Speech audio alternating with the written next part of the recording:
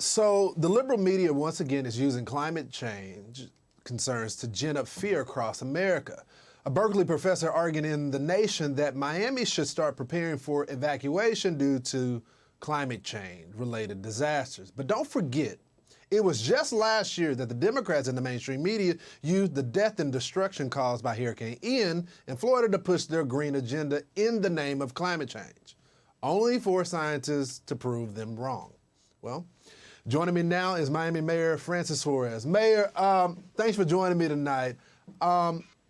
This was kind of crazy. Why would you come after Miami? Everybody loves Miami. I knew you were going to be fired up about this. I am. Of course, I'm fired up about it. And they're coming after Miami. It's obvious why they're coming after Miami. They can't protect their citizens. They can't keep their taxes low. And they're rejecting high-paying jobs in their own community, so they have to go after something. And this is what they've chosen to go after. They've chosen to tell people, Miami's going to be underwater, so don't invest in Miami. Never mind the fact that, Miami suffered less hurricane damage than New York City since Sandy. Never mind the fact that FEMA just downgraded our risk profile because we've spent hundreds of millions of dollars making Miami more resilient. Never mind the fact that the Netherlands are under sea level for 400 years. These are things that, men have been able and women have been able to engineer solutions for. And never mind the fact that don't believe me, the mayor, the private sector, believe the private sector. They just grew Miami last year by 12%, which is the second most growth in recorded history. So they are themselves betting on the long-term future prospects of our city being here forever.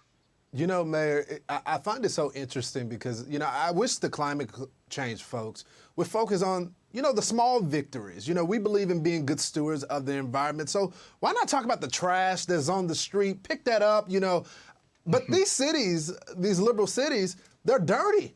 Miami is beautiful. There's not trash just all over the street. I mean, start there. Well, you've been to Miami That's right. Down there with me. And listen, we take care of our customers. We take care of our constituents.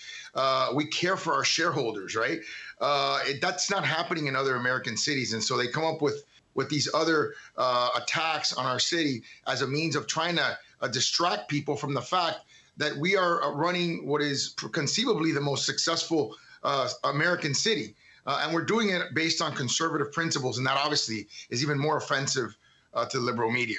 Mayor, you have been called a rising star in the Republican Party, but there is something brutally wrong now when it comes to the Democratic Party. Things are starting to change. I want to play this sound from the New York mayor. Let's play it. There's a hemorrhaging of our Latino community, our AAPI communities that's leaving the traditional Democratic base is because we've allowed the loudest and those who consider themselves to be woke. Some of us never went to sleep. And we hear and speak directly to people. And I think the party is now understanding that we have to speak at those issues that are important. So, Mayor, is the Democratic Party in trouble with Hispanics and Latinos? Oh, yes, they are. And they are because they've been trying to impose their progressive cultural agenda on everybody in the United States. And certainly it's been rejected by most people in the United States. And Hispanics are no different. They're so elitist that they even try to change the name of Latinos to Latinx, right? I mean, that's how elitist they are, that they think that that the Spanish language is flawed or something, and I think, you add to that the fact that most Hispanics agree that a conservative agenda like the one we have in Miami is what's best to create prosperity for the most number of people. You want to keep taxes low. We want to fund our police and support our public safety. And we want to embrace innovation to make sure that everyone has a prosperous job. We're number one in the nation in wage growth. And we've done that by inviting the private sector to come and to innovate in our city, not rejecting them like they did, in New York with Amazon and HQ2, and of course in California when they rejected Elon Musk. Well, Mayor, they don't talk to Hispanics. They don't talk to Latino people, and this is why they don't understand that. Maybe they should come to Miami, and you can make them that famous Cuban coffee that you made me when I came down there, and maybe you can educate them, brother. Thanks so much for joining the program. Anytime. You got it. Hey, Sean Hannity here. Hey, click here to subscribe to Fox News YouTube page and catch our hottest interviews and most compelling analysis. You will not get it anywhere else.